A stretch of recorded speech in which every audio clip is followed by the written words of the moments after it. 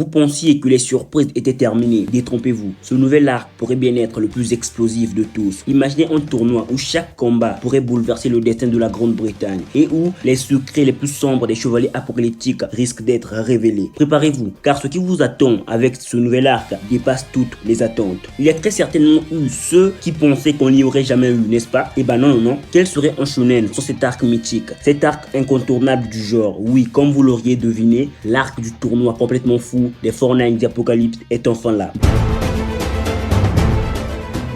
Donc yo les bros, ici Big Manga. J'espère que vous allez bien, car pour ma part ça va super. On se retrouve aujourd'hui pour discuter de cet arc que tous les fans attendaient probablement avec impatience. L'arc tournoi des 4 chevaliers de l'Apocalypse. Mais au-delà du spectacle, ce tournoi n'est probablement pas juste un simple divertissement. Les enjeux sont bien plus grands. Ce tournoi pourrait être le point de bascule dans la lutte contre Arthur. Les combats qui s'y dérouleront ne décideront probablement pas seulement du sort des participants, mais pourraient bien sceller le destin de la Grande-Bretagne tout entière. Imaginez un instant Tristan qui pourrait être manipulé. Je n'en dis pas plus. Sérieusement, que serait un shonen sur cet arc mythique? Même Nanatsu no Taizan ne s'est pas privé d'en avoir non pas un, mais 2. Rappelez-vous, dans le premier, on a eu droit à l'affrontement légendaire entre Meliodas et Ban. Et dans le second, c'était Escanor et Gauzer qui combattaient. Avec un Escanor révélant pour la première fois sa forme diurne en pleine nuit. Un moment épique qui m'a totalement scotché. Avec ce tournoi, on pourrait assister à des duels aussi intenses que le combat titanesque opposant Meliodas à Escanor.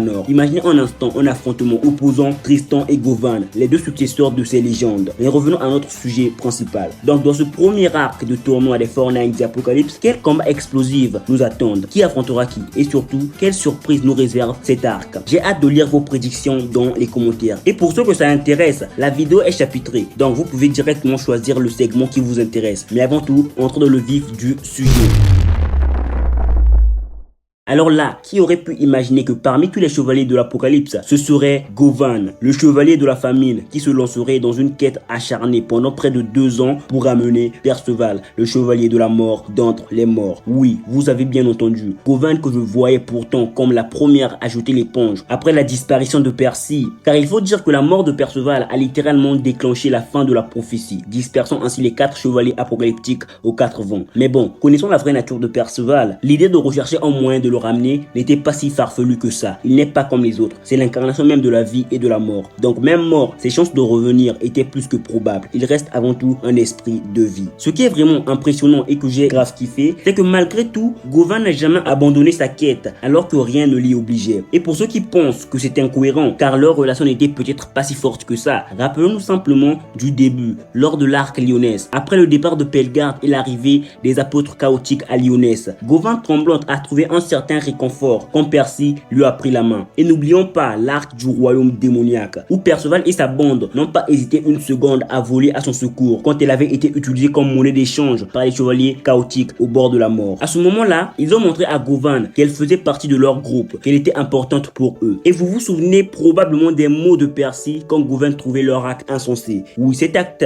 de leur part l'a profondément marqué. Donc la mort de Perceval dans le royaume démoniaque a eu un impact bien plus grand sur elle que nous ne l'aurions jamais cru, moi y compris bien évidemment. Pendant ces 2 années, elle n'a pas seulement tenté maintes fois de ramener Perceval, car elle s'est aussi entraînée durement, comme elle le mentionne elle-même dans le chapitre 158, devenant infiniment plus forte. Ses principaux défauts, à savoir son manque d'expérience au combat et son incapacité à contrôler son pouvoir, semblent avoir été complètement corrigés. Et on a pu en avoir un aperçu où elle a alterné de manière presque parfaite entre ces 2 formes. J'ai vraiment adoré ce moment. Laissez-moi me donner vos avis sur ce combat. Et soyons honnêtes, si Perceval n'avait pas autant évolué de son côté, il aurait très certainement mordu la poussière face à Govan, car ses attaques étaient juste d'un autre niveau. Rappelons-nous que Govan n'utilisait que 10% de sa véritable force, c'est dingue. Elle est juste devenue surpuissante. J'en attends beaucoup d'elle dans le futur. Certains pourraient même penser que Govan a une meilleure maîtrise du pouvoir du soleil qu'Escanor, mais en réalité, pas du tout, car leur magie fonctionne différemment. Alors qu'Escanor voyait sa puissance fluctuer avec le soleil, Govan contrôle son pouvoir de manière indépendante, l'activant et le désactivant à volonté. Toutefois, cela a un prix. Govan doit gérer ses réserves magiques, là où Escanor n'avait à se soucier de rien tant que le soleil brillait. On pourrait comparer la magie de Govan à une batterie, tandis que celle d'Escanor serait un panneau solaire. Je m'explique. Une batterie doit être chargée à l'avance et ne stocke qu'une quantité limitée d'énergie, mais peut être utilisée à tout moment tant qu'il y a de l'énergie. Un panneau solaire, lui, continue de produire de l'énergie tant qu'il y a du soleil, sans nécessité de recharge, mais devient inutile une fois la nuit tombée. Cette différence pourrait bien être la raison pour laquelle la magie de Govan s'appelle Aube au lieu de Sunshine. Je pense donc que Merlin a probablement ajusté la grâce du soleil pour la rendre plus facile et sécurisée à utiliser, transformant ce panneau solaire en une batterie rechargeable, mais avec une limitation de puissance en échange. Merlin ne voulait sûrement pas que ce qui est arrivé à Escanor se reproduise, mais si Govan possède vraiment la grâce du soleil, Sunshine, il y a fort à parier que ses limites finiront par être brisées, lui permettant d'exploiter pleinement ce pouvoir. Je peux donc en déduire que même avec toute cette puissance, Govan est encore limité dans son utilisation. Aussi forte qu'elle devienne dans le futur, tant qu'elle utilisera son pouvoir de cette manière, elle restera bridée avec encore une marge de progression. Pour mieux l'illustrer, on pourrait comparer ce qu'a fait Merlin à des petites roues d'entraînement sur un vélo pour aider un enfant à apprendre à le conduire. Une fois que Govan aura pleinement dompté ce pouvoir, elle pourrait même développer une forme The One qui durerait plus longtemps que celle d'Escanor. Le fait que sa magie soit nommée Aube pourrait aussi être symbolique, car l'aube marque le lever du soleil, tandis que midi est le moment où il est à son apogée. Ouais, donc la magie du soleil pourrait être le début et blague. Peut-être donc que cela signifie que le pouvoir de Govan n'en est qu'à ses débuts et qu'il se transformera en véritable soleil lorsqu'elle sera prête à l'exploiter pleinement. Qui sait? Elle pourrait même trouver un moyen de combiner sa batterie avec le panneau solaire d'Escanor pour maximiser l'utilisation de sa magie solaire. Qu'en pensez-vous? N'hésitez pas à me partager vos avis dans les commentaires. Au départ, je pensais que ce pouvoir était complètement différent de la grâce du soleil, mais qu'elle avait été fabriquée à l'aide de cette grâce. Mais après avoir vu l'image de Merlin avec une sorte de soleil et après y avoir pleinement réfléchi, j'ai commencé à me dire que je me trompais peut-être. Car rappelons-nous que Merlin menait toutes sortes d'expériences sur Escanor dans Seven Deadly Sins. Donc il ne serait pas incohérent de penser que ce pouvoir est en réalité la grâce du soleil modifiée pour un humain. Mais bon, passons. En plus de chercher un moyen de ramener Perceval d'entre les morts tout en s'entraînant intensément pour devenir incroyablement puissante, Govan a aussi élaboré un plan de sauvetage qui implique l'élimination de l'un des 4 périls, le chevalier vert Bertholep, l'épée transcendante des 4 périls. Oui les amis, ce plan qu'elle a proposé dans le chapitre 58 n'a pas été improvisé sur le moment. Elle y réfléchissait sûrement depuis un bon moment. Peut-être aurait-elle quitté Camelot pour Lyonesse afin de solliciter leur aide, ou peut-être aurait-elle entrepris cette mission en solitaire. Govan nous apprend donc que Bertholep organise un tournoi des gladiateurs à Anfuil, cette prison pour ceux qui osent douter des bienfaits de Camelot. Mais ne nous méprenons pas, car cela reste une prison, pas un stade de sport. Son emplacement est si bien gardé qu'Anne et Donnie, malgré de longues recherches à Camelot avant de retrouver Govan, n'ont pas pu le découvrir. Même une personne ayant passé plus d'une décennie dans ce royaume n'en a jamais entendu parler. Ce n'est donc clairement pas un endroit où les envahisseurs peuvent facilement se faufiler pour participer à la fête. Govan déclare même que ce festival est leur meilleure chance d'éliminer Bertholep, probablement parce que l'agitation leur permettrait de s'infiltrer sans être remarqués. Mais à l'intérieur, je doute qu'ils puissent masquer leur présence longtemps. Bertholep connaît probablement très bien l'apparence de Donnie et Anne à cause de leur précédente confrontation. Et ce n'est pas comme si Perceval et Govan étaient difficiles à reconnaître, surtout Perceval avec ses cheveux. Même s'ils tentent de se déguiser par magie, il est presque inévitable qu'à un moment donné du tournoi, ils devront utiliser leur magie. L'ironie, c'est que l'usage restreint de leur magie pourrait être un avantage dans ce tournoi. Sans leur magie, ils pourraient rencontrer des adversaires suffisamment puissants pour leur offrir un vrai défi, plutôt que de simplement écraser des combattants plus faibles. Et à la fin, utiliser leur pouvoir révélerait inévitablement leur identité, compromettant ainsi leur couverture. Cela dit, je pense qu'ils n'auront peut-être même pas besoin de se cacher, car si le seul objectif de Bertholep était de juger la force des prisonniers d'Anfuin, il pourrait affronter chaque combattant individuellement. Mais puisqu'il ne le fera et ne participera probablement pas directement, du moins au début de ce tournoi, préférant ainsi regarder le spectacle comme un empereur dans son royaume, c'est pourquoi selon moi il ne gâchera pas ses propres jeux en attaquant l'équipe de Perceval dès qu'il les verra. Les 4 périls conservent encore une part de leur personnalité d'origine malgré le chaos. Et je crois que Bertholep était autrefois un homme d'honneur et de principe. Il ne gâchera donc pas cela pour quelques intrus. De plus,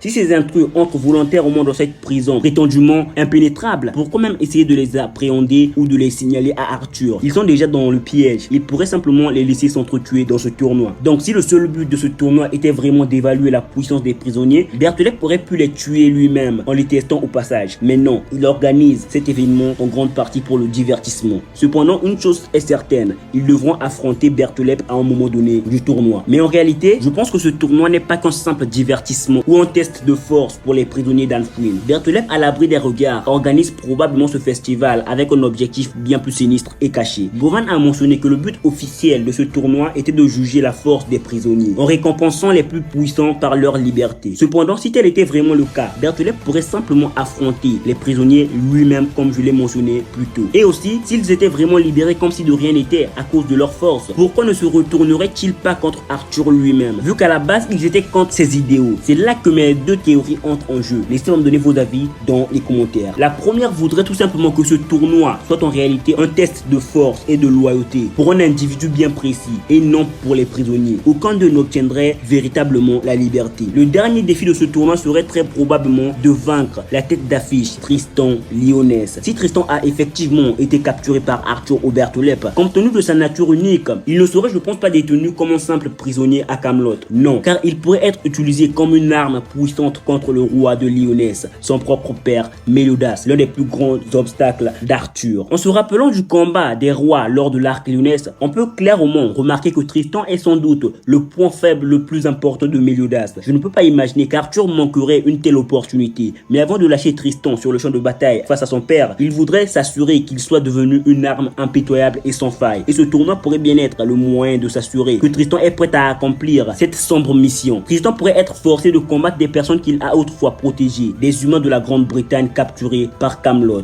Si Tristan parvenait à les éliminer sans remords, alors il pourrait être prêt à affronter et éliminer son propre père. On pourrait donc imaginer qu'il a été réduit à l'état de bête sanguinaire apprivoisée par Arthur lui-même, peut-être à cause d'une capture d'Iseult et Chian par Arthur, lui forçant ainsi à se retourner contre tous, car sinon il tuerait très certainement Chian et Iseult. La seconde théorie, si Tristan n'est pas au centre de ce tournoi, est que ce tournoi pourrait s'agir d'un processus de sélection pour de futurs chevaliers puissants d'Arthur. Oui les amis, les gladiateurs les plus puissants d'Anfuin pourraient être recrutés de force en subissant au passage un lavage de cerveau, une chaotification orchestrée par Arthur pour servir Camelot. Bertholep pourrait vouloir conserver les combattants les plus puissants et les présenter à Arthur pour qu'ils rejoignent ses chevaliers d'élite. Peut-être qu'ils ne subiront pas une chaotification complète, mais ils auront très certainement l'esprit modifié pour adopter les idéaux de Camelot. Mais alors, si Tristan est aussi puissant et dangereux que je le crois, pourquoi Arthur ne l'a-t-il pas déjà soumis à un lavage de cerveau? Peut-être donc qu'il l'a déjà fait, ou qu'il a capturé Iseult et Chian bien évidemment, et que ce tournoi ne serait qu'un simple test final pour vérifier si Tristan est prêt à accomplir sa mission ultime, tuer Méliodas. Cela nous ramène directement à ma première théorie. Qui c'est ce qu'Arthur a réellement en tête? Qu'en pensez-vous? Est-ce que ce tournoi cache quelque chose de bien plus sombre, un plan sinistre pour asservir Tristan ou recruter de nouveaux chevaliers chaotiques? Laissez vos avis dans les commentaires. Et je pense qu'au niveau des affrontements dans cet arc, il y a de fortes chances qu'on assiste à un combat entre Tristan et Govan à cause de leur relation particulière, ou encore un duel épique entre Perceval et Tristan. Cela ferait écho à leur première confrontation où Perceval était incontrôlable, mais cette fois-ci ce serait peut-être Tristan qui pourrait être incontrôlable. Déjà soyons honnêtes, le véritable attrait d'un tournoi comme celui-ci réside dans les combats titanesques, ceux que tout le monde attend avec impatience. Rappelez-vous de Nanatsu no Taizan où les combats entre les P7 des Glissins étaient les moments phares des arcs de tournoi. Ici ce ne sera probablement pas très différent. Cependant avec la nouvelle puissance de Govan et Perceval, trouver un adversaire à leur hauteur dans ce tournoi pourrait être un défi. Voilà pourquoi je l'espère, ils seront d'une certaine manière limités dans l'utilisation de leur magie. J'espère qu'ils ne l'utiliseront qu'en cas de nécessité absolue. Peut-être contre un adversaire surpuissant, préservant ainsi un minimum leur anonymat. Peut-être même que ce tournoi aurait une règle phare, bien évidemment, comme l'annulation de l'utilisation de toute magie. D'ailleurs, j'espère que Nakaba profitera de ce festival pour faire revenir le boxeur Eifan. Je sais pas si j'ai bien prononcé le nom putain. Il était l'un des participants au tournoi de Droll et Gloxinia dans Nanatsu no Taizan, mais il n'a finalement absolument rien fait et a été complètement oublié. Ce qui fut assez étrange, puisque tous les autres personnages introduits dans cet arc ont eu un rôle à jouer par la suite. Nanashi est devenu l'un des plus proches alliés d'Arthur. Arbus et Solacide étaient des hôtes des archanges. Silver s'est révélé être Zaratras déguisé et Gilforce était en réalité Viviane. Même les assassins malachiens, ou du moins deux d'entre eux, ont eu une scène de combat contre Elisabeth et Hélène. Mais Eifan, lui, n'a combattu personne et n'a eu aucun rôle après le tournoi. Le faire revenir dans un autre tournoi pourrait corriger cette anomalie. Bien sûr, il serait très vieux maintenant, mais cela en fait un candidat parfait pour le rôle d'un vieux maître d'arts martiaux qui compense son manque d'expérience de jeunesse par son expérience acquise avec la vieillesse. Et pourquoi pas aussi, n'aurions-nous pas l'introduction de Griamor et Veronica et possiblement leur rejeton, car Griamor Namor et Veronica ont été introduits dans Nanatsu no Taizan lors d'un tournoi, lors du tout premier, et ont été téléportés à Camelot avec leur royaume dans les chapitres récents. Il serait donc logique qu'ils réapparaissent ici. Lancelot pourrait également infiltrer le tournoi sous une forme inconnue. Vu qu'il peut changer d'apparence à volonté, personne ne connaît vraiment les limites de sa magie. Il pourrait donc tromper tout le monde et affronter plusieurs adversaires sans être reconnu. Imaginez un combat entre lui et Perceval, où Perceval se rappelant leur entraînement le reconnaîtrait par son style de combat. Ce serait juste incroyable. Et en tant que lecteur, même s'il change de forme, vu que ses yeux restent les mêmes avec toutes ses formes, on pourrait donc peut-être le reconnaître. Même s'il y a aussi eu méprise sur Sylvan lors de son apparition dans cette seconde partie de l'histoire. Ce tournoi devrait aussi permettre aux membres les plus faibles de briller. Anne, Donnie, Nazian, Isolde et Shion. C'est une excellente occasion de voir leur évolution, comme par exemple Nazian utilisant la nouvelle arme qu'il a obtenue de son père. Et pourquoi pas un petit combat détente entre Tristan et Shion. Ce serait juste incroyable. Surtout pour Shion qui devrait combattre celui qu'il a toujours admiré. Mais bon, peut-être aussi que Shion et Isolde ont été enfermés par Arthur, forçant ainsi Tristan à combattre pour leur survie. Ce serait un scénario assez correct,